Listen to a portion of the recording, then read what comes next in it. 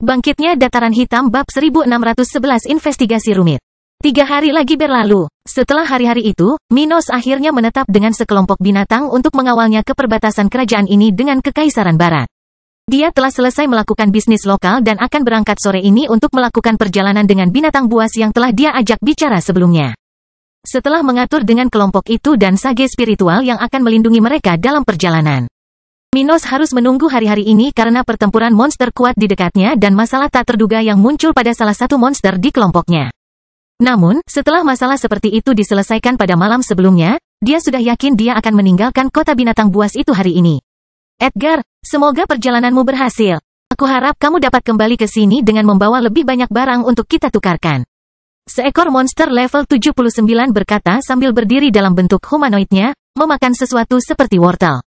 Sumber daya Anda berkualitas tinggi. Minos tersenyum dan berterima kasih kepada makhluk itu atas perkataannya, yang telah berbisnis dengannya selama ini.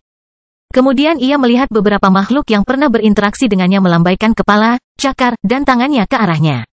Mengucapkan selamat tinggal saat ia dan rombongan yang akan mengawalnya meninggalkan lokasi tersebut. Sementara itu, monster yang akan mengamankan kelompok itu bertanya pada Minos. Edgar, apakah kamu ingin berkeliling kerajaan untuk mengenal daerah tersebut, atau kamu ingin langsung menuju tujuanmu? Biasanya Minos akan memilih berjalan perlahan.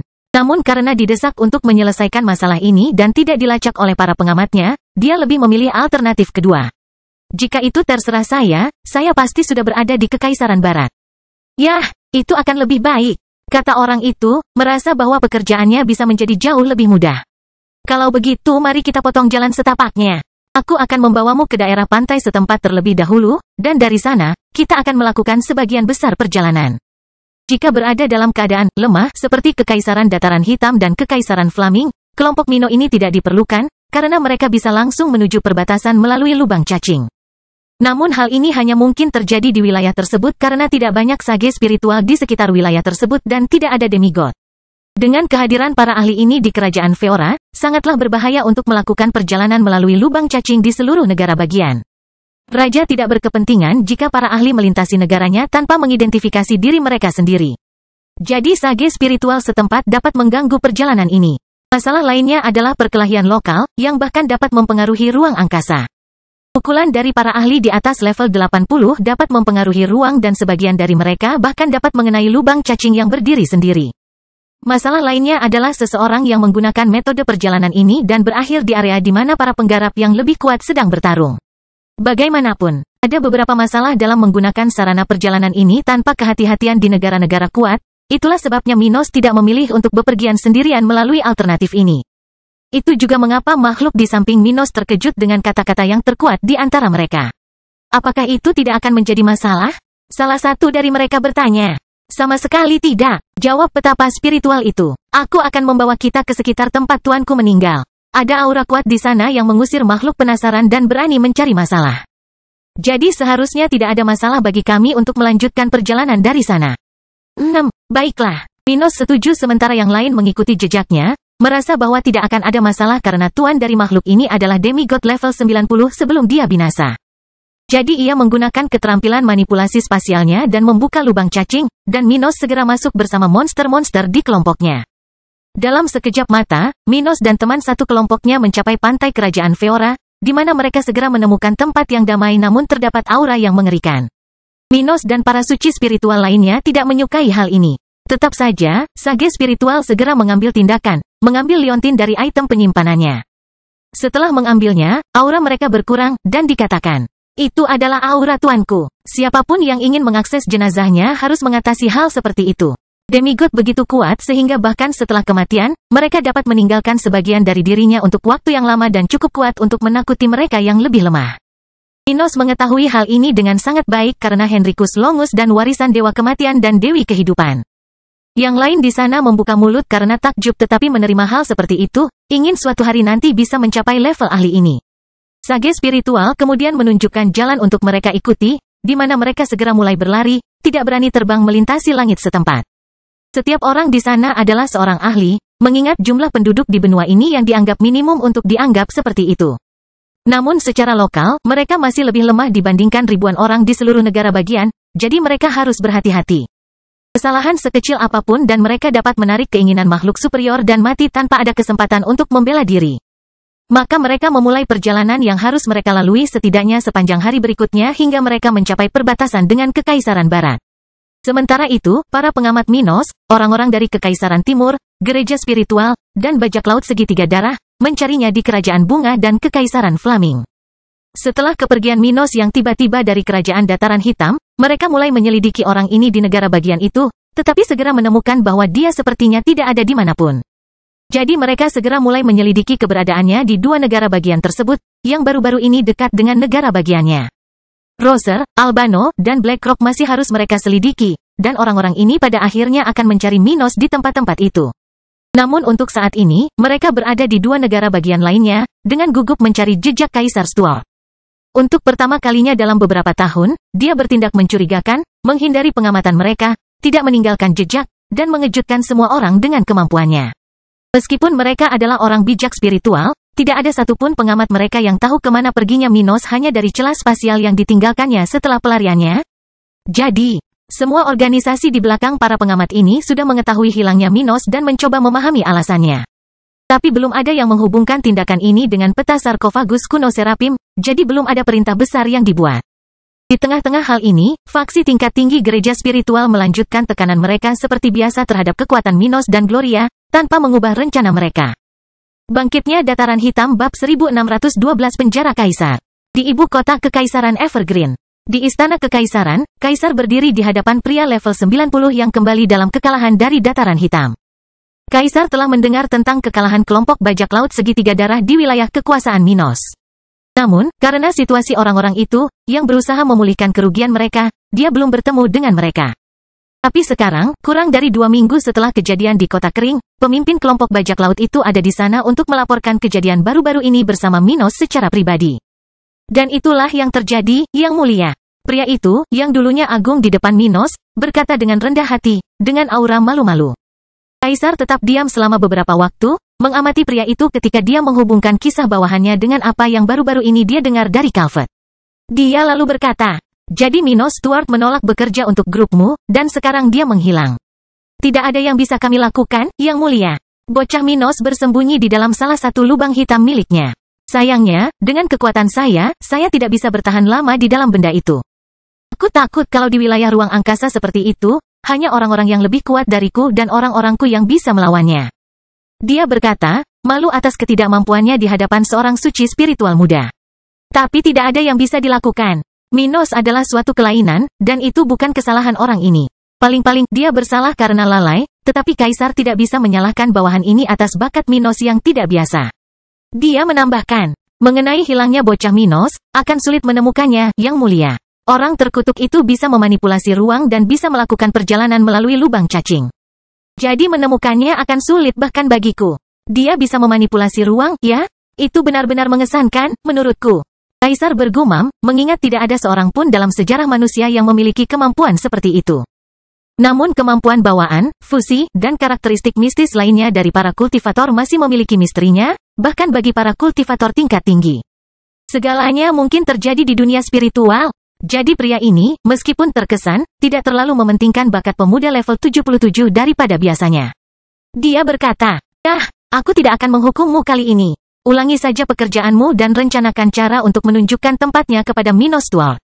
Tapi, sementara itu, aku ingin kamu bergabung dengan kelompok Calvert dalam mencari jejak anak kecil ini. Saya sendiri tidak akan mengejarnya karena saya akan segera naik level. Namun, bagaimanapun juga, bicaralah dengan Penatua Thomas untuk mengetahui perkembangan apapun mengenai masalah ini. Dia akan menangani organisasimu saat aku tidak ada. Pria level 90 itu mengepalkan tangannya saat dia merasakan antisipasi di dalam hatinya. Apakah Yang Mulia akan naik ke level 99? Saya harap begitu. Saya sudah berada di puncak level 98 selama 4000 tahun, namun saya akhirnya mencapai apa yang diperlukan untuk mencoba kemajuan. Jadi saya harus tetap mengasingkan diri selama beberapa tahun ke depan. Dalam 1 atau 2 dekade, saya akan kembali. Bawahan ini mendoakan Yang Mulia sukses. Pria itu bersujud sebelum mengatakan dia akan melakukan yang terbaik dan berkomunikasi dengan Thomas. Dengan kepergiannya, Kaisar menyelesaikan urusannya. Dia pergi ke kerajaan tata ruang milik keluarganya, berniat untuk tidak kembali sampai dia naik ke level 99. Saat Kaisar Evergreen tidak ada, Thomas Evergreen, saudara kaisar, level 97, sudah siap menangani urusan terpenting negara itu. Saat ini, dia berdiri di samping Pangeran Calvet dan pewaris kekaisaran, menyampaikan kepada saudara-saudara ini tentang situasi kaisar. Yang Mulia telah mengasingkan diri di kerajaan tata ruang keluarga dan untuk sementara waktu meninggalkan saya untuk bertanggung jawab atas tugas-tugasnya yang paling relevan. Sementara itu, saya harap Anda mau bekerja sama untuk berbagi beberapa tanggung jawab kecilnya. Pria itu, yang tampaknya berusia paruh baya, lebih dari 16.000 tahun, berkata kepada dua pria yang relatif muda di depannya. Calvet dan pewaris kekaisaran mengangguk setuju, tidak begitu terkejut dengan tindakan ayah mereka karena hal seperti ini sudah diperkirakan. Mereka mempunyai faksi di dalam gereja, tapi yang lebih tua tidak tertarik menjadi pemimpin organisasi ini melainkan mengambil alih fungsi ayahnya. Jadi meskipun mereka berasal dari faksi yang berbeda, mereka tidak memiliki persaingan yang besar. Duchan, putra tertua kaisar dan paus tertinggi gereja spiritual saat ini, akan menjaga pertahanan kekaisaran jika terjadi sesuatu, jadi keduanya tidak khawatir dengan kepergian ayah mereka. Calvet lalu berkata, apakah dia sudah memberikan perintah yang harus kita perhatikan? Tidak, lanjutkan saja apa yang sudah kamu lakukan, kata Thomas sebelum melihat ke arah ahli waris setempat. Tapi kamu perlu memperhatikan kelompok bajak laut segitiga darah. Tampaknya Minos Stuart telah mengalahkan beberapa anggota berpangkat tinggi di kelompok itu. Saya mendengar tentang itu. Pangeran kedua berkomentar. Tapi apa pendapat ayahku tentang hal itu? Minos hilang, dan tidak ada yang tahu di mana dia berada. Bahkan orang-orang dari wilayah barat yang mengawasinya pun tersesat. Lanjutkan saja penyelidikannya dan sampaikan informasinya kepadaku. Aku akan menanganinya jika waktunya tiba. Maukah kamu pindah? Calvet mengerutkan alisnya. Paman Thomas, jangan lupa bahwa Minos penting dalam rencana kita, atau Duchan terkutuk itu akan menyerahkan kekuasaan di gereja kepada seseorang di luar keluarga. Duchan awalnya milik keluarga Evergreen. Jadi dia akan mempertahankan negara dan rumah kekaisaran itu jika perlu. Namun dia mempunyai dendam terhadap ayahnya yang sudah tua dan beberapa petinggi organisasi. Karena itu, dia telah memilih salah satu muridnya, seseorang yang berasal dari keluarga bangsawan di kekaisaran, bukan seseorang dari keluarga kekaisaran. Hal ini membuat banyak anggota keluarga Evergreen tidak senang, tetapi mengingat kekuatan Duchan, faksi kuatnya, dan sejarahnya dengan keluarga, hanya sedikit yang menentangnya secara lokal. Namun adik-adik laki-laki itu tidak segan-segan menyebut Paus Agung yang dihormati itu sebagai kutukan atau nama lain. Thomas menghela nafas dan berkata, aku tahu, kami tidak akan melemahkan Minos sampai mengakhiri potensinya. Tapi dia perlu sedikit menderita sebelum dia bisa melayani kita. Sementara itu, Minos dan kelompoknya telah melintasi sebagian besar kerajaan Feora beberapa jam sebelumnya ketika mereka menemukan sesuatu yang menarik perhatian Kaisar Stuart. Saat mereka melewati hutan di negara bagian itu, di tengah istirahat kelompok mereka, tiba-tiba Minos melihat dari jauh satu set 3 kereta dengan simbol yang dikenalnya. Setelah melihat itu, dia berdiri dari tempatnya duduk dan mengerutkan kening, mengingat sesuatu yang terjadi beberapa tahun lalu di kerajaan ombak kuno. Simbol Dewi Kehidupan, dia bergumam saat melihat itu, menarik perhatian rekan-rekannya ke arah itu. Apakah mereka ada hubungannya dengan Dewi Kehidupan? Minos bertanya-tanya sebelum memutuskan untuk mendekati kelompok itu. Bangkitnya Dataran Hitam bab 1613 keturunan Dewi Kehidupan? Ada apa, Edgar? Apakah kamu kebetulan mengenal orang-orang itu? Salah satu binatang di sisi Minos bertanya ketika dia melihat kereta itu lewat tidak jauh dari mereka. Minos terdiam beberapa saat sementara yang lain menunggu jawabannya. Tapi dia akan segera memutuskan untuk berangkat ke arah kelompok orang yang bepergian itu, lalu dia berkata, aku tidak yakin, tapi simbol itu milik seseorang yang pernah membantuku di masa lalu. Jadi aku ingin mendekati mereka untuk mengetahui lebih lanjut. Oh, apakah kamu yakin tentang itu?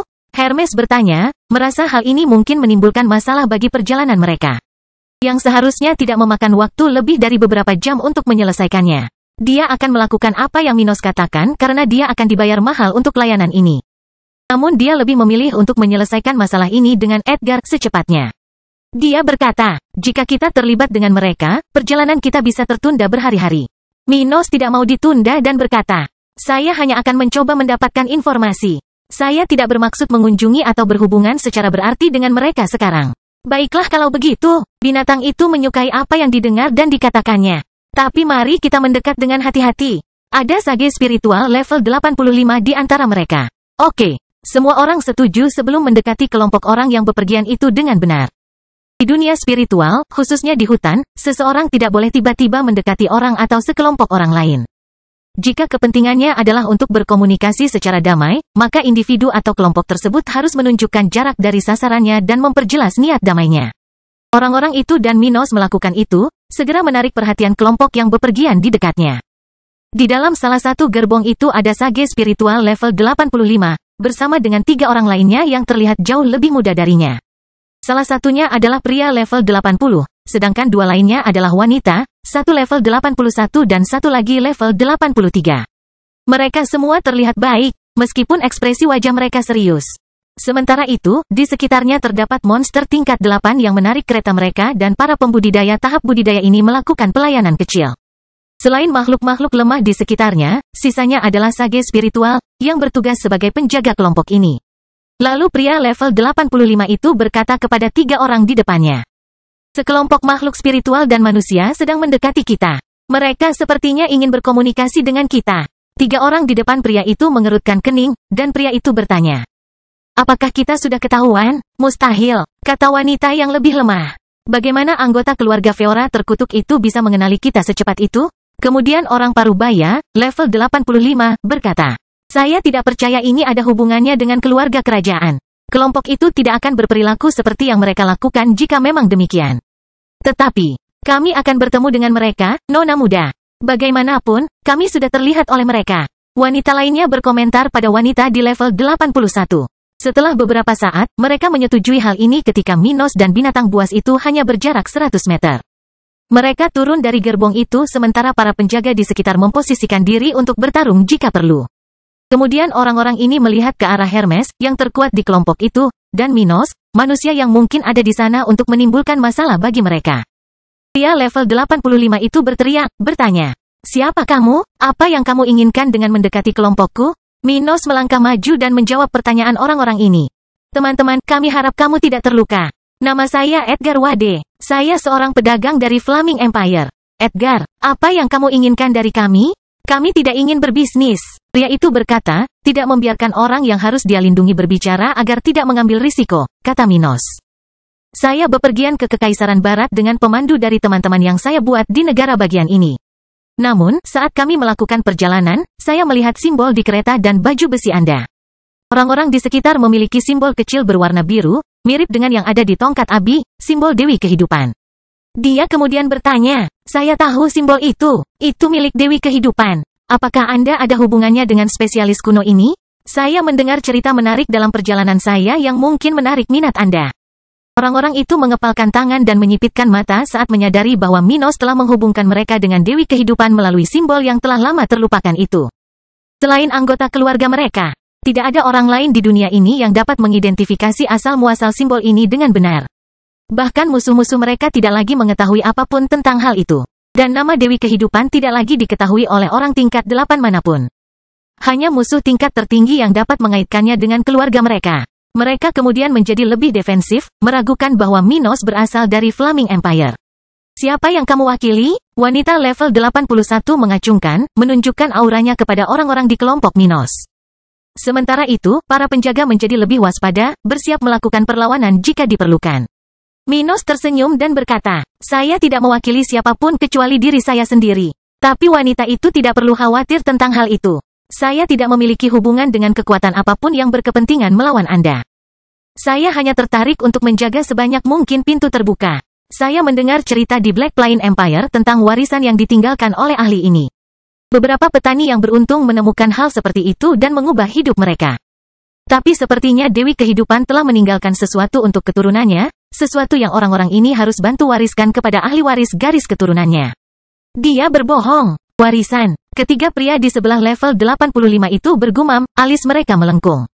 Mereka tidak percaya benda seperti itu telah ditemukan. Keluarga mereka tidak lagi memiliki nama keluarga yang sama dengan wanita itu. Namun mereka berhasil melestarikan sejarah Dewi Kehidupan di antara anggota terpenting, bahkan setelah mengganti nama keluarga mereka 3 kali selama jutaan tahun terakhir. Setelah migrasi besar, mereka mencari warisan Dewi Kehidupan berkali-kali. Namun tak satu pun dari mereka yang bisa menemukannya, dan setelah itu, mereka menyerah pada bantuan apapun yang bisa diberikan wanita itu untuk mereka. Dewi Kehidupan telah mengalami tragedi pada masanya dan kehilangan seluruh penduduk desanya karena laki-laki dewa kematian. Dia bahkan percaya bahwa dia telah kehilangan garis keturunannya karena dia tidak memiliki anak pada masanya. Namun, orang-orang dengan garis keturunan keluarganya telah selamat dari bencana itu tanpa sepengetahuannya dan meneruskan gen dari keluarga ahli tersebut, kata Minos.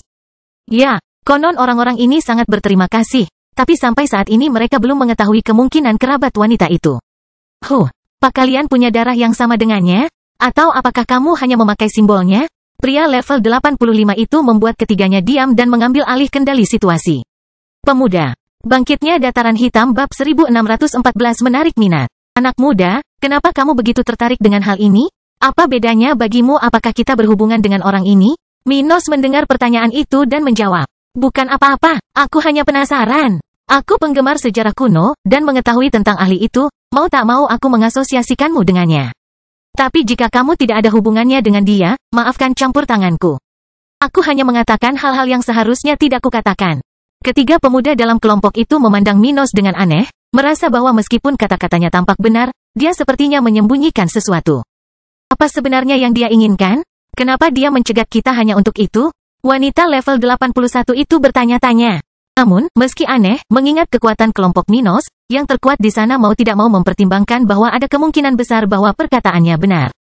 Lagi pula, jika Minos adalah musuh yang baru saja mengidentifikasi mereka, reaksi yang tepat adalah mengikuti mereka secara diam-diam setelah mengirimkan pemberitahuan kepada pasukannya. Namun, orang ini telah memilih untuk menunjukkan dirinya dan memperkenalkan dirinya kepada mereka, langsung pada pokok persoalan yang penting bagi mereka. Dalam hal ini, mereka menilai bahwa ada kemungkinan lebih besar bahwa Minos adalah orang bodoh yang baru saja mengambil risiko demi keingintahuannya sendiri daripada lawan yang mencoba menipu mereka. Kata Minos, bagaimanapun, tidak ada bedanya. Jadi jika tidak ada lagi yang perlu didiskusikan, aku akan berangkat. Tunggu sebentar, orang level 85 itu berteriak. Karena Anda telah datang kepada kami, mengapa Anda tidak tinggal lebih lama lagi? Kami tidak berhubungan dengan Dewi Kehidupan tetapi mengetahui sejarah dan simbolnya. Kami tertarik mendengar cerita yang Anda dengar tentang pakar ini. Jika tidak terlalu banyak bertanya, bisakah Anda memberitahu kami tentang hal itu sambil makan? Apakah itu tidak apa-apa? Kelompok orang-orang ini jauh lebih kuat daripada kelompok Minos. Jadi orang itu tidak perlu menanyakan pendapatnya agar mereka bisa tetap tinggal. Namun sebagai seseorang yang masih belum memutuskan apakah pria berambut merah dan kelebihan berat badan ini merupakan suatu beban atau memiliki informasi berguna bagi mereka.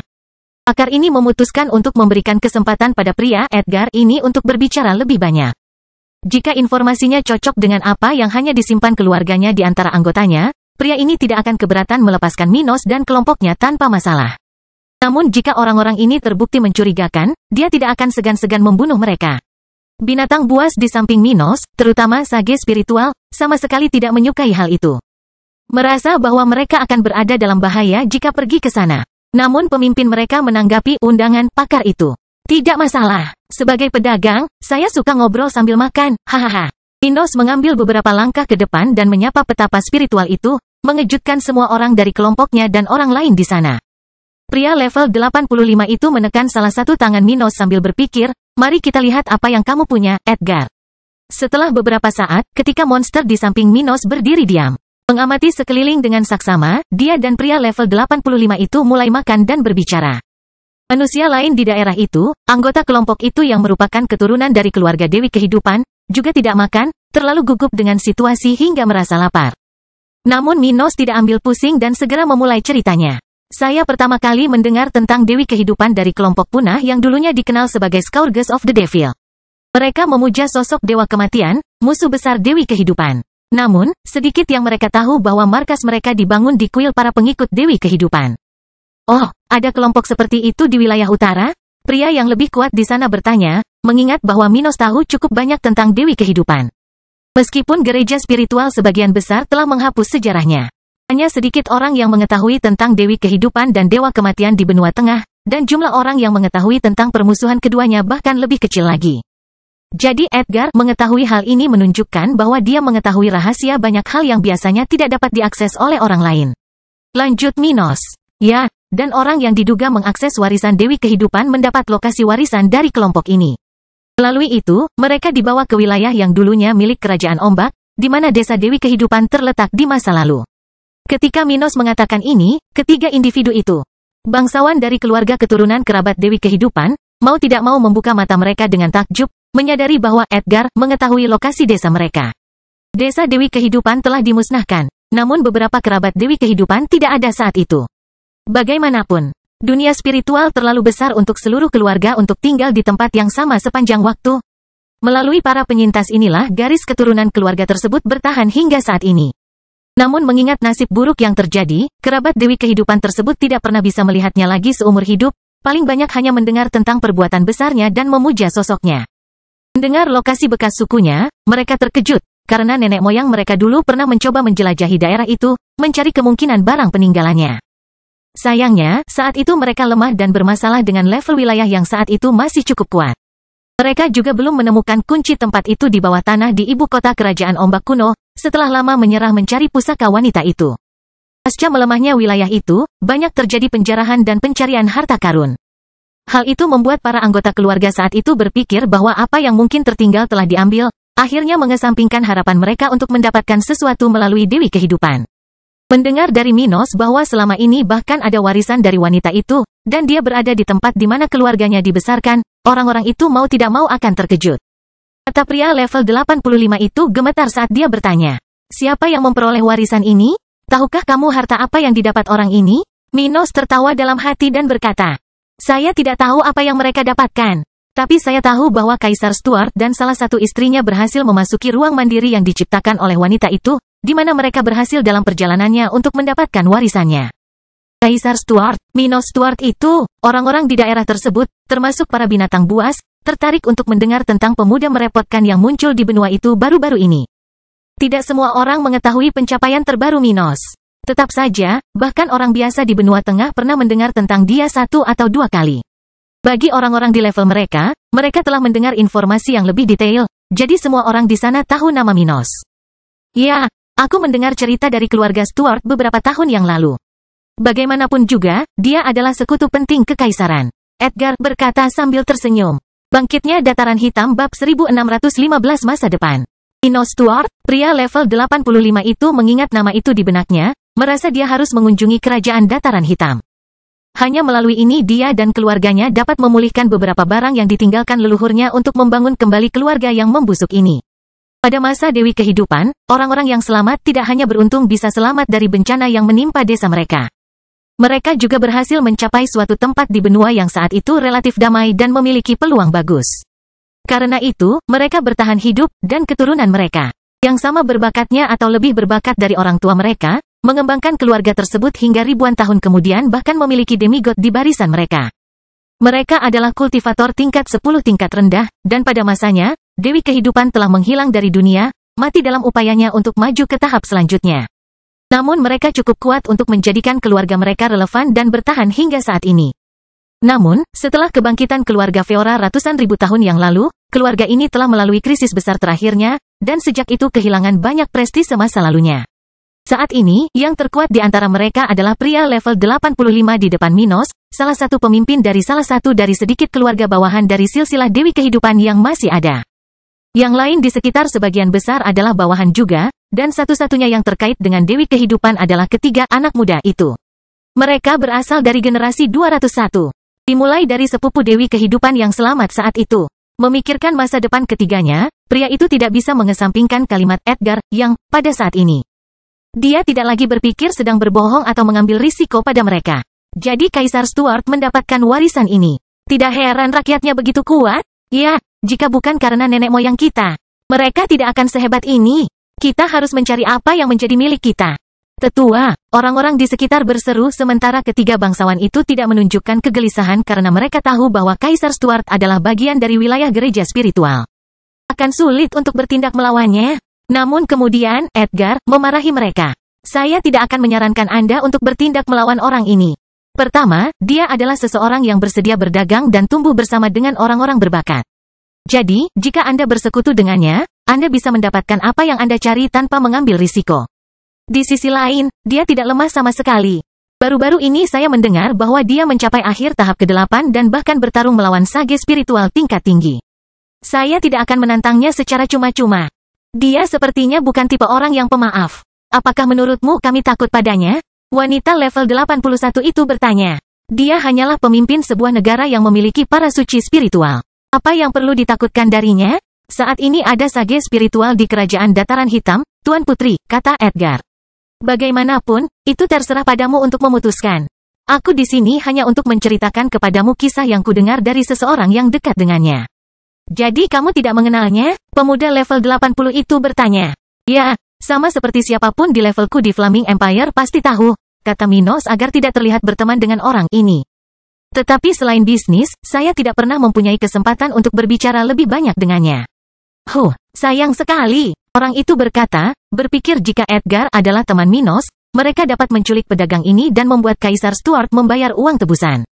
Tapi lelaki tua level 85 itu mempertimbangkan kata-kata Edgar, dan sebelum memutuskan bagaimana harus bertindak melawan Minos, dia memutuskan untuk menyelidiki situasi pria itu. Jika orang ini begitu berbahaya, dia akan menyusun rencana untuk mendekatinya dengan aman bersama para bangsawan itu. Sebelum itu, dia ingin mendengar lebih banyak dari Edgar. Untuk mengumpulkan lebih banyak informasi mengenai Minos dan apa yang berhasil didengar pedagang ini tentang masa Kaisar Stuart dalam warisan Dewi Kehidupan. Apalagi yang pernah kamu dengar tentang apa yang disebut warisan ini? Adakah sejarah kuno? Aku ingin tahu tentang apa yang terjadi pada orang itu. Minos kembali membicarakan apa yang didengarnya di warisan Dewi Kehidupan. Sepertinya dia berkultivasi hingga batasnya tetapi gagal maju ke tahap ke-11. Mereka akan terus berbicara di tempat itu sepanjang sore, dan orang-orang keturunan keluarga Dewi Kehidupan mendengarkan dengan penuh perhatian setiap kata Minos. Sementara itu, para monster dalam kelompok Minos tidak mendesaknya, terhibur dengan cerita tersebut setelah menyadari bahwa manusia tersebut tidak akan menghadapi mereka. Ketika malam tiba, Minos selesai berbicara tentang Dewi Kehidupan dan betapa dia tidak ingin orang-orang mengetahui tentang dirinya. Dia ingin Abi menemukan orang-orang ini untuk sedikit membantu mereka, karena dia mendapat banyak manfaat dari bantuan spesialis itu. Tapi Minos adalah orang yang selalu tertarik untuk memberi manfaat bagi dirinya sendiri, bahkan ketika dia berusaha membantu orang lain. Karena orang-orang ini adalah ahli tingkat 9. Dia ingin membawa mereka ke sisinya untuk memperkuat kerajaan dataran hitam. Bagaimanapun, pada akhirnya, dia berhasil mengucapkan selamat tinggal kepada kelompok itu tanpa masalah berarti. Berharap untuk mendengar kabar dari mereka begitu dia kembali ke kerajaan dataran hitam. Segera dia dan rekan-rekan seperjalanannya berangkat, kembali ke perbatasan negara bagian ini dengan Kekaisaran Barat. Sementara itu, di ibu kota Kekaisaran Timur. Setelah beberapa jam mempersiapkan apa yang diminta Kaisar sebelumnya. Peramal terkuat dari negara bagian ini berada di kota ini untuk mencoba mencari tahu tentang status peta sarkofagus kuno Serapim. Setelah selesai mengatur posisinya di markas besar pasukan kekaisaran, ia memulai upayanya untuk memvisualisasikan masa depan terkait peta itu. Untuk melakukan ini, pria ini duduk di depan 10 kristal bercahaya, segera membuatnya bersinar secara intens dengan tekniknya yang kuat. Ia memang tidak sehebat Nabi yang telah memperingatkan Viko tentang tantangan yang akan dihadapinya di masa depan, namun pria ini tidak kalah jauh dari level orang tersebut. Jadi ketika dia memulai, alih-alih langsung menderita karena perlindungan siapapun di balik hilangnya kunci tempat kuno itu, dia berhasil menenggelamkan kesadarannya ke dalam sungai yang disebut waktu. Di sana, dia melihat pemandangan dari masa depan melintas dengan cepat di matanya, memperhatikan beberapa hal yang tidak dapat dipahami yang memberinya perasaan terdesak. Untuk pertama kali dalam hidupnya, dia merasa takut saat mencoba memprediksi sesuatu. Namun setelah pemandangan dari masa depan ini dengan cepat terlintas di matanya. Pria ini mendapati dirinya berada di tempat yang berawan dan dingin dengan bau darah. Di sana, dia melihat beberapa orang di satu sisi, relatif muda dan levelnya lebih rendah dari lawan mereka, dengan banyak orang di sisi lain dan satu orang di antara kedua partai. Mereka semua memiliki budidaya di atas level 95 dan sepertinya akan berbenturan. Namun, saat pria ini mencoba mengidentifikasi wajah-wajah di sekitarnya, cahaya kemasan muncul di langit di atasnya. Bangkitnya dataran hitam bab 1616 masalah. Ketika cahaya kemasan muncul di atas tempat peramal ini mencoba mengidentifikasi orang-orang dalam penglihatan itu, cahaya itu menekannya dengan keras. Segera setelah menyadari hal ini, fokus pria ini beralih dari mengidentifikasi orang-orang tersebut menjadi melindungi dirinya sendiri. Dia menyadari serangan ini bisa melukainya jika dia tidak cukup cepat. Apa ini? Bagaimana kamu bisa menghentikan semua persiapanku dan tetap menindasku? Dia bertanya-tanya dengan takjub, merasakan bahwa ini adalah pekerjaan seorang peramal yang jauh lebih mampu daripada dirinya. Namun, di seluruh benua tengah, tidak ada orang yang memiliki kemampuan menganalisis atau mempertahankan masa depan orang yang lebih baik darinya. Paling banyak, beberapa individu mungkin berada pada level yang sama dengannya. Tapi tidak ada yang bisa membuat mereka mencapai level yang diperlukan untuk menghentikannya melakukan pekerjaannya dengan cara ini. Karena itu, dia langsung memikirkan kekuatan lain dari dunia spiritual. Mungkinkah ini milik peri? Atau mungkin salah satu tetua dari benua ilahi? Benua ilahi adalah tempat yang sesuai dengan namanya. Selain Pulau Elf, tempat ini tidak ada duanya di dunia ini, memiliki kawasan budidaya terbaik, tanaman pangan, singkatnya, kondisi alam untuk pengembangan spiritual. Tempat itu sangat bagus sehingga ada pepatah yang mengatakan bahwa jika seseorang tidak bisa memasuki satu kerajaan tata ruang, mereka tetap tidak akan berdaya karena benua ilahi itu ada. Kerajaan khusus masih mengalahkan tempat itu. Namun perbedaannya kurang dari 10% yang menunjukkan kualitas tanah tersebut yang mengesankan. Peramal dari Kekaisaran Timur ini mengetahui perbedaan antara benuanya dan benua lainnya, jadi dia segera menganggap para ahli di tempat itu sebagai penyebab potensial dari situasinya saat ini. Dia berada di level 95, meskipun dia adalah seorang peramal, sebuah profesi yang menantang untuk naik level karena tidak melibatkan tantangan yang bermanfaat bagi pertumbuhan jiwa. Namun meskipun dia telah mencapai level yang mengesankan ini, dia masih kalah telak di hadapan para peramal terkuat di dunia ini, yang berada di peringkat level 96 dan 97. Memikirkannya, dia tidak curiga itu adalah sesuatu yang lebih dan segera mundur ke masa lalu agar tidak dirugikan oleh tekanan mengerikan itu. Setelah kehilangan penglihatannya, pria ini meninggalkan kondisi meditasinya dan membuka matanya, berkeringat, kedinginan, dan pucat. Segera setelah merasakan sedikit rasa darah di mulutnya, dia berlari ke tempat kaisar seharusnya berada untuk memberitahu dia tentang masalah yang dia temui dalam perjalanannya. Yang mulia, bawahan ini tidak akan dapat membantu Anda kali ini.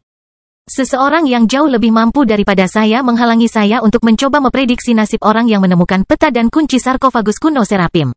Ucapnya sambil melihat sosok Vico Travisani. Mendengar hal itu, Vico hampir tidak percaya dengan perkataan peramal terpercayanya itu. Namun, setelah melihat wajah pria itu dan merasakan situasi auranya, kaisar ini merasa memang ada masalah. Apa yang telah terjadi? Saya tidak dapat melihat banyak, Yang Mulia. Saat mencoba mengidentifikasi hal-hal yang terkait dengan situasi sebelumnya, sesuatu yang kuat mencoba menghancurkan saya. Dia mengingat kembali tekanan sebelumnya, menganalisis masalah ini dengan lebih dingin. Jika saya tidak membawa semua pertahanan saya bisa terluka parah oleh benda itu. Untungnya saya mempersiapkan diri dengan baik dan hanya sedikit kelelahan. Jadi peramal tingkat tinggi melindungi orang ini? Vico mengerutkan alisnya, sama sekali tidak menyukai ini. Mungkin, Yang Mulia. Tapi tidak bisakah kamu melihat yang lain? Aku ragu salah satu lelaki tua dari benua ilahi atau pulau elf akan mampu menghentikanmu sedemikian rupa sehingga kamu tidak bisa mendapatkan apapun. Peramal itu menggelengkan kepalanya secara negatif. Aku tidak bisa. Selain itu, orang yang menghentikanku jauh lebih kuat dariku. Aku bisa merasakan bahwa dia menyelamatkanku. Jika bukan karena aku segera mundur ketika aku merasakan tekanannya, dia akan mencoba untuk memukulku lebih serius. Jadi jika saya coba lagi, saya khawatir hasilnya tidak akan lebih baik. Vico mengepalkan tangannya, sama sekali tidak menyukai ini. Namun dia menerima apa yang dikatakan dan diminta oleh bawahan setia ini. Tetapi apakah kamu melihat sesuatu sebelum kamu kehilangan penglihatanmu? Ya, aku bisa melihat dua kelompok di sisi yang berbeda, dan di antara mereka ada seseorang yang perkasa. Katanya, mengingat apa yang dia lihat sebelum cahaya kemasan itu muncul. Vico pernah mendengar hal serupa ketika Nabi memberitahunya tentang bencana yang akan dihadapi benua ini di masa depan. Jadi setelah mendengar itu, dia hanya bisa menelan ludahnya karena khawatir. Brengsek, setelah beberapa jam lagi, kelompok Minos telah menyelesaikan perjalanan mereka ke perbatasan kerajaan Feora dengan Kekaisaran Barat. Setelah mereka mengucapkan selamat tinggal kepada manusia yang penasaran dengan Dewi Kehidupan dan Minos Dwarf, mereka tidak bertemu lagi dengan kelompok manusia dalam perjalanan mereka dan dapat melakukan perjalanan antar area yang didominasi binatang tanpa masalah. Binatang adalah makhluk teritorial dan biasanya tidak menyukai makhluk kuat yang lewat dekat wilayah mereka. Tetapi bahkan dengan karakteristik ini dan fakta bahwa mereka menikmati pertarungan, mereka dapat berbicara. Jika mereka benar-benar kacau, makhluk-makhluk ini tidak dapat hidup damai dan mungkin akan menyebabkan kepunahan semua spesies binatang. Karena mereka dapat membedakan masalah dan tidak selalu mencari konfrontasi. Tidak semua makhluk akan terancam oleh binatang buas yang lewat di dekat wilayah yang didominasi binatang buas. Hal ini terutama berlaku untuk wilayah dengan binatang yang lebih kuat karena makhluk ini tidak terlalu kejam dibandingkan dengan makhluk di tingkat yang lebih rendah, yang masih harus mengembangkan kecerdasan mereka lebih jauh. Minos dan kelompoknya telah melakukan perjalanan keliling wilayah makhluk kuat. Setelah berbincang dan terkadang membayar sumber daya, mereka berhasil melakukan perjalanan dengan damai tanpa berperang melawan makhluk yang lebih kuat. Mereka yang lebih lemah secara alami tidak akan menghalangi mereka, dan mereka yang memiliki kekuatan yang sama telah dilewati demi hasil terbaik bagi semua. Jadi saat ini, Minos sedang mengucapkan selamat tinggal kepada para monster yang telah membuat perjalanannya melewati wilayah ini jauh lebih mudah. Yang mungkin telah membantunya membuat salah satu pengejarnya tidak mungkin menemukannya di sana. Dia bisa meninggalkan jejak bagi pengadu untuk melacaknya jika dia harus bertarung. Karena tidak perlu melakukan itu. Minos bersyukur atas bantuan para monster itu setelah dia selesai membayar jasa mereka. Teman-teman, terima kasih sudah membawaku ke sini. Aku akan mengajak kalian minum jika kita bertemu lagi suatu hari nanti. Katanya setelah dia mengantarkan obat-obatan dan makanan dari makhluk-makhluk itu. Hermes mengangguk pada Minos dan mendoakan semoga dia beruntung. Selamat jalan-jalan di Kekaisaran Barat, Edgar. Tempat itu lebih berbahaya daripada negara bagian kami, jadi saya menyarankan Anda untuk berbisnis seperti yang Anda lakukan dengan kami di sana. Aku berniat melakukan itu. Minos berbohong sebelum dia melihat makhluk-makhluk itu pergi, masih dalam bentuk humanoid, karena melewati wilayah binatang lain seperti itu menunjukkan niat damai. Dia menghela nafas dan kemudian melihat wilayah di depannya, segera setelah menggunakan keahliannya untuk melintasi perbatasan melalui lubang cacing. Saatnya bertemu kota manusia pertama dari kerajaan tingkat tinggi. Dia memikirkan tujuannya, di mana dia merasa lebih baik berangkat untuk perjalanan lautnya. Bangkitnya dataran hitam bab 1617 Kekaisaran Barat. Setelah melintasi ruang angkasa selama beberapa menit, Minos akhirnya melewati lubang cacingnya dan tiba di sebuah pantai di bagian utara Kekaisaran Barat. Sesampainya di tempat itu dan memastikan celah spasial yang tercipta akibat pergerakannya tidak dapat dilacak, dia segera memeriksa sekelilingnya, mencatat di mana dia berada. Tempat itu memiliki pantai indah yang terbentang sejauh mata memandang, semakin indah di hari yang cerah ini, dengan perairannya yang berwarna hijau zamrud. Pohon kelapa dan pepohonan tropis terlihat di seberang perairan, di mana hutan terbentang puluhan kilometer persegi di dekat tempat Minos tiba. Tapi dari sana, dia bisa melihat petak abu-abu di kejauhan, tempat kota manusia pertama yang dilewatinya berada. Selain itu, tempat ini sedikit lebih kaya akan energi spiritual dibandingkan kerajaan Feora. Setelah melakukan survei, Minos menyadari bahwa makhluk di sekitar rata-rata juga lebih kuat. Tapi setelah tiba di negara bagian ini di daerah dengan kepadatan penduduk rendah, Minos tidak langsung mengalami masalah. Hanya mengandalkan keberuntungan karena dia tidak mencapai tengah pertempuran setelah menggunakan kemampuan spesialnya. Namun, hal itu tidak ada hubungannya dengan keberuntungan. Minos tidak mempersingkat perjalanannya dengan menggunakan lubang cacing sebelumnya. Dia baru saja melintasi perbatasan menggunakannya tanpa harus mengidentifikasi dirinya atau diperhatikan oleh makhluk yang ditempatkan di area itu. Karena jarak lompatannya yang pendek, dia dengan bijak memilih tempat untuk tiba tanpa mengambil risiko terlalu banyak. Indra spasialnya bahkan lebih baik daripada yang ada di pertengahan tahap ke-9, jadi dia telah memilih tempat yang baik untuk tiba. Bagaimanapun, saat berada di pantai itu, Minos tidak membuang waktu untuk mengagumi pemandangan atau berenang di laut. Sebaliknya, dia segera mulai berjalan dari pasir menuju kota itu, puluhan kilometer di depannya. Ibu kota negara berada di sisi kekaisaran ini, jadi aku harus menghindari pergi terlalu jauh ke barat. Dia merenung ketika dia memikirkan peta kerajaan itu. Bahkan jika Grand Tua ada di kota itu, aku akan meninggalkannya untuk mengunjunginya di masa depan ketika aku sudah lebih kuat dan tidak menangani sesuatu yang begitu mendesak. Saat ini, saya akan fokus untuk mencapai kota itu, membeli perahu dengan kemampuan minimal, dan berangkat ke laut leluhur tanpa basa-basi lagi. Saat Minos berlari, beberapa makhluk di sekitar menyadari kehadirannya. Tapi karena dia tidak menggunakan potensi penuh dari teknik gerakannya, hanya menggunakan cukup untuk bergerak secepat seseorang di level 77, Kaisar Stuart tidak menarik banyak perhatian. Makhluk di atas tingkat ke-9 mengabaikannya begitu saja, sedangkan makhluk di bawah tingkat ke-8 bahkan tidak memandangnya karena takut menimbulkan masalah. Namun makhluk tingkat tinggi di tahap ke-8, terutama manusia di sekitarnya, lebih memperhatikan Minos, melihat orang asing ini berlari di sepanjang pasir pantai. Tidak biasa manusia melakukan perjalanan seperti ini. Berlari sendirian di pantai. Bahkan manusia yang mampu melakukan perjalanan jauh sendirian biasanya menggunakan binatang atau kereta untuk bepergian. Jadi melihat pria berambut merah dan kelebihan berat badan itu berlari di tempat yang biasa digunakan untuk bersantai, beberapa orang mau tidak mau memandangnya dengan penuh minat. Apa yang sedang dilakukan pria gendut ini?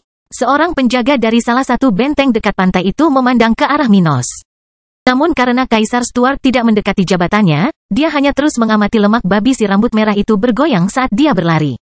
Di sisi lain, sekelompok orang yang berkemah di sebidang tanah di depan Minos segera mulai memperhatikannya, mengawasinya mendekati mereka. Tetua, ada pria level 77 datang ke arah kita. Apa yang harus kita lakukan? Salah satu pemuda di pinggiran bertanya di kam itu kepada pria level 79 yang bertanggung jawab atas kelompoknya. Itu adalah sekelompok murid dari sekte lokal yang sedang mengikuti tes di dekatnya. Karena itu, saat melihat seseorang yang sangat dekat dengan mereka, salah satu penjaga kelompok, yang hanya memiliki orang suci spiritual sebagai yang terkuat di sana, menjadi gugup saat pria berambut merah itu mendekati mereka.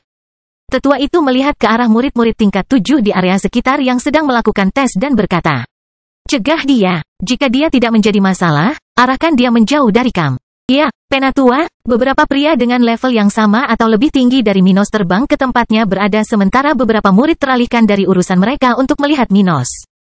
Minos memperhatikan pergerakan orang-orang di depannya dan juga memperhatikan Kam itu, milik sekte yang dia tahu namanya. Sekte elemental, itu pasti sekte tempat Lukenash menjadi bagiannya. Minos melihat simbol pada baju besi pria dan wanita yang mendekatinya. Setelah beberapa saat, salah satu dari mereka bertanya kepadanya. Wisatawan, mau kemana? Apa niatmu mendekati kelompok kami? Mendekati kelompokmu? Kamu salah paham, teman. Aku berasal dari kerajaan Feora dan tidak begitu mengenal daerah itu.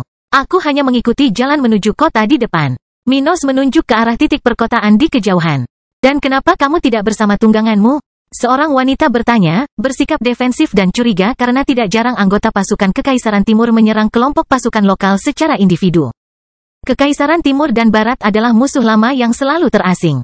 Situasinya begitu mencekam sehingga terjadilah medan pertempuran besar antara perbatasan negara ini, di mana kedua belah pihak menguji kekuatan mereka. Jika salah satu pihak terbukti lebih lemah dari biasanya, pihak lain akan mulai mengintensifkan aksinya, berupaya untuk melemahkan musuhnya secara lebih nyata. Negara-negara bagian ini secara resmi telah berperang selama lebih dari 10.000 tahun sejak Vico Travisani pertama kali menunjukkan dirinya, membuat situasi menjadi tidak seimbang bagi negaranya. Sebelum dia, Kekaisaran Timur adalah wilayah dengan adat istiadat dan wilayahnya yang terpisah dari Kekaisaran Barat. Tapi ia terus-menerus menderita karena campur tangan Kekaisaran tempat Minos berada saat ini.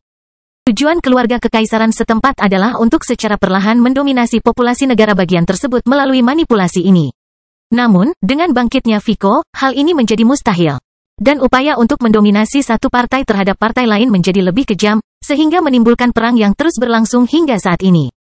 Selain medan perang kedua kekuatan ini, serangan teroris juga terjadi di seluruh wilayah kedua kekuatan ini, yang menjadi alasan kekhawatiran orang-orang di kamp sekte elemental. Minos kemudian menjawab keraguan orang-orang itu. Aku hanya lebih suka bepergian sendiri, teman-teman dari kerajaan barat. Lagi pula, jika kamu merasa terganggu dengan hal itu, aku tidak keberatan diarahkan ke kota itu olehmu atau ke tempat di mana aku bisa sampai ke sana dengan cepat. Jika kamu tidak ingin aku ada di sini, itu akan membuatku menjauh darimu dengan cepat. Orang-orang itu mengawasinya dengan waspada sebelum salah satu dari mereka mendekati Minos dan menyarankan sesuatu. Bangkitnya Dataran Hitam bab 1618 pelarian yang berisiko. Jika Anda setuju untuk bepergian dengan budidaya tersegel Anda, salah satu dari kami dapat membawa Anda ke kota terdekat. Salah satu dari orang-orang itu menyarankan. Tapi mendengar itu, Minos tersenyum sambil menggelengkan kepalanya negatif. Itu tidak akan berhasil. Bagaimana aku bisa melindungi diriku jika terjadi perkelahian di dekat kita selama perjalanan? Selain itu akan memberimu keuntungan yang tidak adil terhadapku jika kamu memutuskan untuk bertindak. Wisatawan, ini satu-satunya alternatif yang kamu punya. Lakukanlah selagi kami bersikap baik atau menanggung konsekuensinya. Salah satu individu dengan pola pikir lebih cemas mengatakan hal ini, sehingga meningkatkan ketegangan di sekitar. Teman-teman, aku hanya akan mengambil jalan yang berbeda. Aku tidak akan lewat di dekat kelompok kalian. Bagaimana pendapat kalian tentang itu? Awasi aku dari jauh jika kalian mau, tapi aku tidak akan menyerah tanpa melakukan kejahatan apapun. Minos berkata sambil bersiap bertindak jika perlu. Tidak, aku tidak percaya kata-katanya. Dia mungkin seseorang dari Kekaisaran Timur yang mencoba menipu kita. Salah satu wanita berkata, mengingat waktunya di medan perang, di mana seseorang harus tetap membuka mata bahkan bagi mereka yang memakai warna yang sama dengan mereka. Situasi di kedua negara yang bertikai ini sangat buruk, dan para pejuang di kedua belah pihak merasa sulit untuk mempercayai orang asing.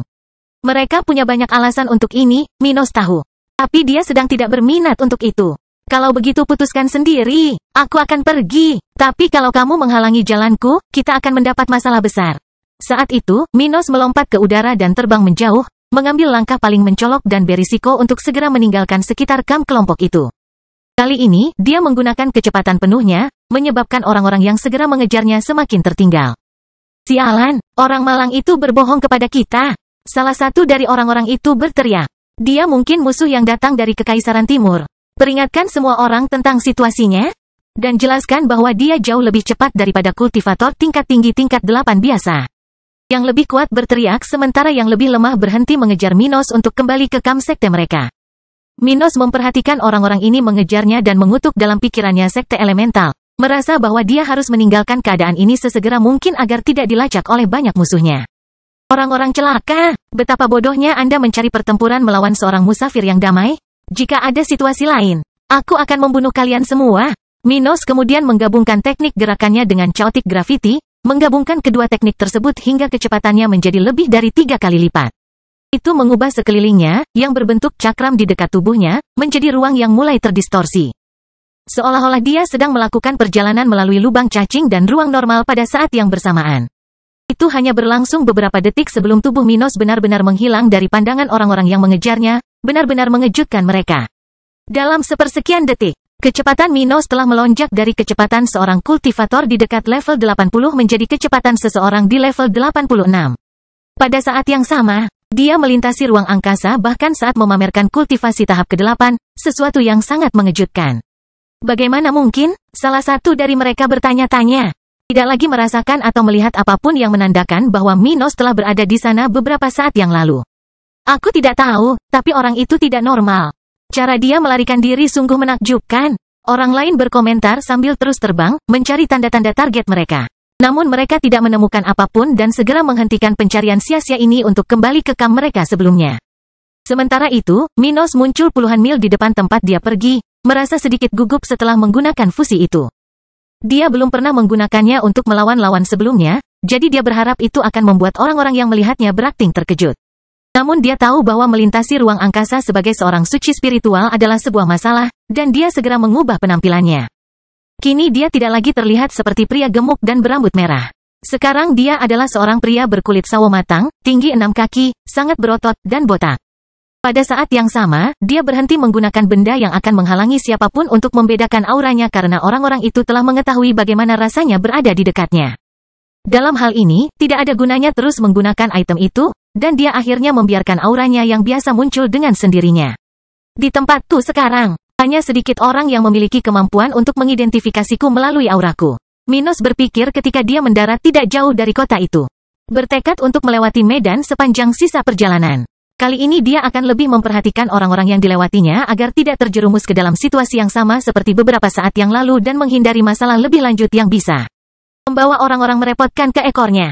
Rapide Alpha NUASOM pada saat yang sama, dia akan mempercepat perjalanannya ke laut leluhur sebanyak mungkin, bertekad untuk membeli perahunya dan meninggalkan kota terlebih dahulu. Saat aku kembali ke kerajaan ini di masa depan, aku akan menghindari sekte elemental terkutuk itu.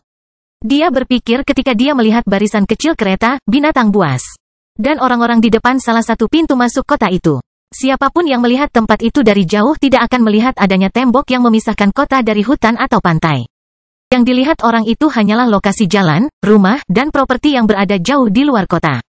Namun jika seseorang mencoba merasakan fluktuasi spiritual di sekitarnya, ia akan menyadari bahwa penghalang kuat menutupi pinggiran kota, dan hanya melalui pintu masuk resmi seseorang dapat dengan mudah masuk ke sana. Karena itu, Minos menempuh jalur yang biasa dilalui warga sekitar, menerima kenyataan harus melalui kantor bea cukai setempat. Jadi, dengan pakaian yang berbeda dari pakaian sebelumnya, dia bergabung dengan orang-orang yang menunggu untuk memasuki kota. Dengan begitu, Minos tidak akan menarik perhatian masyarakat sekitar.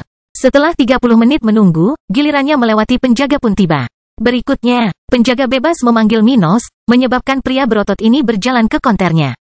Pengenal. Dia berkata datar, tidak terlalu peduli untuk melihat ke arah Minos. Setiap orang yang masuk dan keluar kota harus melalui pos seperti ini. Namun jika jalan masuk dan keluar ini melibatkan perbincangan dan tanya jawab, lalu lintas orang yang melalui pos-pos tersebut akan padat. Hal ini akan sangat problematis sehingga pengendalian orang yang keluar masuk kota menjadi tidak praktis. Jadi setiap warga kota di negara bagian ini memiliki tanda pengenal untuk memudahkan mereka keluar masuk kota seperti ini. Minos sudah menduga hal seperti ini dan ini. Senior, sayangnya, aku kehilangan milikku saat bertarung dengan binatang buas di dekatnya. Pria itu menatap tajam ke arah Minos setelah mendengar kata-kata itu, menyadari masalah yang tidak biasa terjadi yang harus dia tangani. Bangkitnya dataran hitam bab 1619 membeli kapal pesiar 1. Kamu melewatkannya, bagaimana kamu bisa kehilangan sesuatu yang begitu penting?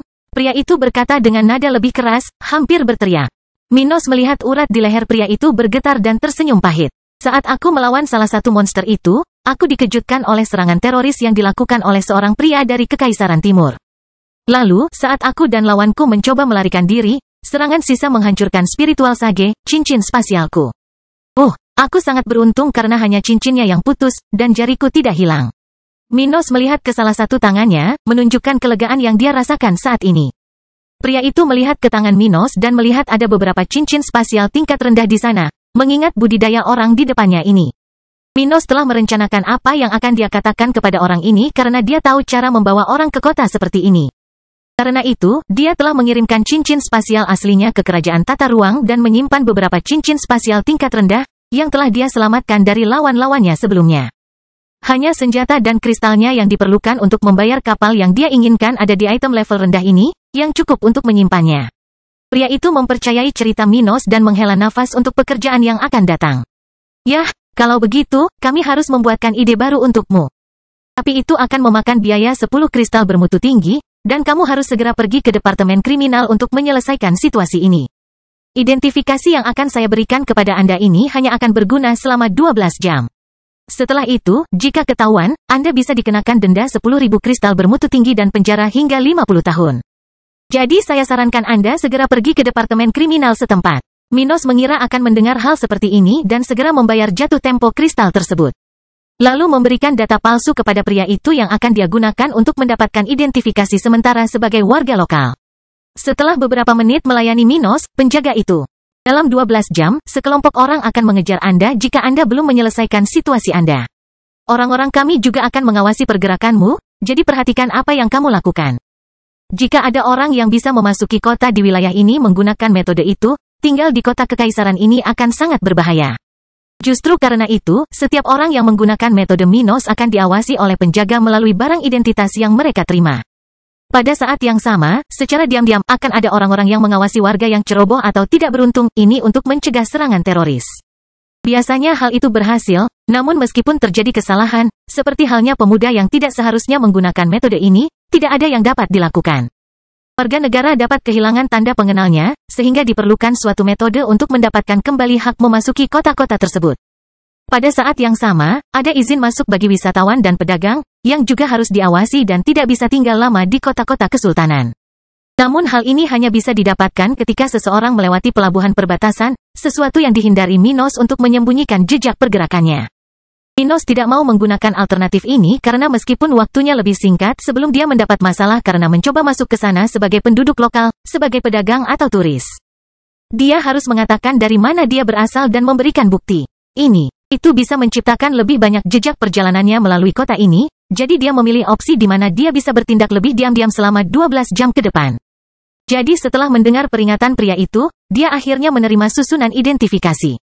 Sesuatu yang kekuatannya tidak bisa dihancurkan oleh seseorang dan pelacak dengan kemampuan untuk mendengar dan mengirim gambar lingkungan sekitar yang jauh. Tempat ini benar-benar berinvestasi cukup banyak dalam pertahanannya. Minos merenung ketika dia melewati pintu masuk kota itu, akhirnya mencapai kawasan lindung.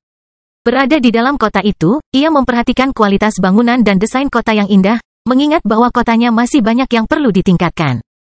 Dia memiliki desain yang hebat dan telah menggunakan beberapa di antaranya di kota kering dan kota-kota lain di kekaisarannya. Tapi untuk meningkatkan kualitas tempat-tempat ini hingga maksimal seperti yang dirancang Minos, dia memerlukan profesional spiritual yang terampil. Sesuatu yang kerajaannya masih kalah jika dibandingkan dengan negara tingkat tinggi seperti ini. Tapi dia sudah cukup puas dengan apa yang dia miliki saat ini dan tahu bahwa hanya masalah waktu sebelum kondisinya mencapai level yang sama atau bahkan lebih tinggi. Tapi Minos mau tidak mau membuka mulutnya saat dia menyadari aura kuat di sekitar kota ini. Dia belum pernah melewati kota di kerajaan seperti ini, di mana terdapat orang-orang dengan level genap 98. Kerajaan bunga hanya memiliki demigod spiritual tingkat rendah, jadi hanya di ibu kota dan beberapa kota terbesar di negara bagian itu terdapat orang-orang yang berada pada tahap ke-10. Namun di Kekaisaran Barat, bahkan kota dengan populasi beberapa ratus ribu jiwa pun akan memiliki demigod spiritual, bahkan terkadang individu berada di tengah-tengah tahap tersebut. Minos memperhatikan seseorang di level 94 di kota ini dan merasakan perbedaan antara negara bagian ini dan kerajaan bunga, serta hutan yang dia lewati di kerajaan Feora. Ibu kota negara pasti punya puluhan penggarap seperti itu. Ia merasa ingin sekali mengunjungi tempat yang letaknya tak jauh dari sana, hanya beberapa jam ke arah barat. Sayangnya, hal itu tidak mungkin dilakukan kali ini, dan setelah tiba di salah satu jalan utama kota itu, Minos segera menemukan layanan kereta lokal dan meminta kusir untuk membawanya ke toko perahu. Jadi, dalam sekejap, dia keluar dari gerbong merah yang indah di depan toko perahu dan kapal yang megah, yang dekat dengan pelabuhan setempat. Di sana, di kawasan yang memiliki teluk buatan, dia segera memasuki gedung toko perahu utama kota ini, yang direkomendasikan oleh kusir. Minos melihat toko ini menjual kapal kargo dan perahu kecil, namun dia tidak repot-repot memeriksa alternatif tersebut dan segera pergi ke dekat area di mana kapal pesiar tersedia. Segera setelah dia masuk, seorang petugas dari toko itu muncul untuk melayaninya. Selamat datang di EXO ya. Apa yang bisa saya bantu, pelanggan yang terhormat? Petugas itu, seorang wanita cantik berambut pirang, level 59, bertanya pada Minos dengan senyum berseri-seri. Minos memandangnya dan langsung ke pokok permasalahan. Saya ingin kapal pesiar dengan ukuran berapapun, tetapi yang berklasifikasi kelas 4 tingkat rendah. Minos bisa saja membeli perahu dengan kualitas lebih baik, tapi akan sulit menemukan perahu seperti itu di kota seperti ini. Biasanya barang dengan kualitas lebih tinggi hanya dapat ditemukan di ibu kota, bahkan di negara bagian dengan peringkat tinggi. Pada saat yang sama, seorang suci spiritual yang membeli sesuatu yang lebih baik dari itu akan menarik banyak perhatian, jadi dia memutuskan untuk membeli perahu tingkat rendah kelas 4. Sesuatu yang tidak akan terlalu aneh untuk dimiliki oleh seseorang dengan levelnya tetapi juga akan cukup cepat. Petugas senang mendengarnya dan kemudian mengarahkan Minos ke area di mana hanya 3 model perahu yang dapat memenuhi kriteria pelanggan tersebut berada. Bangkitnya Dataran Hitam bab 1620 memilih model kapal pesiar. Sesampainya di area di mana ketiga yacht tersebut berada, petugas langsung memberikan penjelasan singkat kepada Minos tentang masing-masing yacht tersebut. Pak, hanya ini model di toko kami yang sesuai dengan kebutuhan Anda saat ini. Yang pertama, paling kecil, berharga 159.000 kristal bermutu tinggi. Ini adalah pilihan terbaik untuk perjalanan cepat, jarak pendek, dan penumpang rendah. Kenyamanannya berada pada level tertinggi yang dapat dimiliki seseorang di atas kapal yang dapat menampung hingga 4 orang. Memiliki kamar tidur utama dengan kamar mandi dengan bathtub, kamar tidur sekunder, dan 2 kamar mandi lainnya. Ada dapur kecil, ditambah area umum yang dimiliki kapal pesiar seperti ini. Dia mempresentasikan opsi pertama, yang memiliki kecepatan tertinggi di antara semua perahu ini tetapi jangkauannya sependek mungkin. Kapal-kapal ini beroperasi melalui susunan spiritual, jadi kapal ini memiliki kisaran seberapa jauh mereka bisa melaju dengan satu muatan kristal spiritual. Ada yang mengorbankan jangkauan demi kecepatan, ada pula yang sebaliknya. Oleh karena itu, perahu ini mengkonsumsi lebih banyak kristal dibandingkan yang lain untuk bergerak dan mencapai tujuannya. Pada saat yang sama, karena ukurannya lebih kecil, ruang rekreasi, pelatihan, dan penyimpanannya tidak besar. Oleh karena itu, ini adalah pilihan ideal untuk perjalanan singkat, bukan perjalanan panjang seperti yang ingin dilakukan Minos. Wanita itu melihat kliennya memperhatikan perkataannya dan menghadiahkan kapal pesiar kedua. Sebaliknya, kapal pesiar ini berharga 219.000 kristal bermutu tinggi dan memiliki kapasitas 2 kali lipat dari luas sebelumnya. Memang tidak secepat yang pertama, namun memiliki kapasitas untuk melangkah lebih jauh dan merupakan pilihan ideal untuk perjalanan jarak menengah. Terakhir, model ketiga adalah yang terbesar, dengan 6 kamar tidur, 2 dapur, 1 kecil dan 1 besar, kolam renang, ruang tamu, dan 8 kamar mandi. Ini ideal untuk perjalanan jarak jauh dan dapat menampung hingga 25 orang dengan nyaman. Opsi ini memiliki kompartemen lebih rendah yang mampu menyimpan ikan hidup untuk konsumsi kru dan hanya berharga 345.000 kristal bermutu tinggi. Minos melihat 2 opsi terakhir, terkesan dengan betapa mahalnya opsi terakhir, yang bernilai hampir 3,5 miliar kristal tingkat rendah. Itu sudah cukup untuk membangun sebuah kota kecil dengan segala yang dibutuhkan untuk menampung para kaisar spiritual di kerajaan Dataran Hitam dengan nyaman.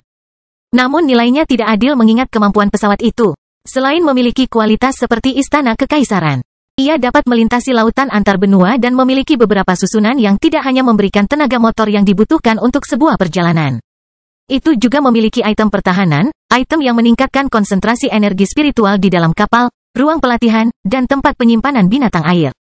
Tidak semua makhluk hidup dapat disimpan dalam lingkaran spasial untuk dikonsumsi nanti. Beberapa harus tetap hidup sampai saat dilahap. Jadi sangat menarik untuk memiliki pilihan penyimpanan seperti itu jika seseorang ingin memakan daging ikan selama perjalanan laut yang panjang.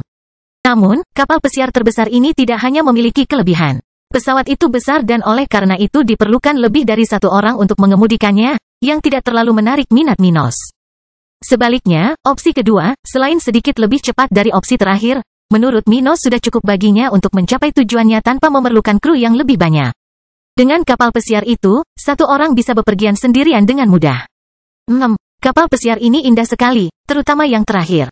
Minos memuji. Tapi hari ini saya akan mengambil yang berukuran sedang. Ini akan lebih memenuhi kebutuhan saya.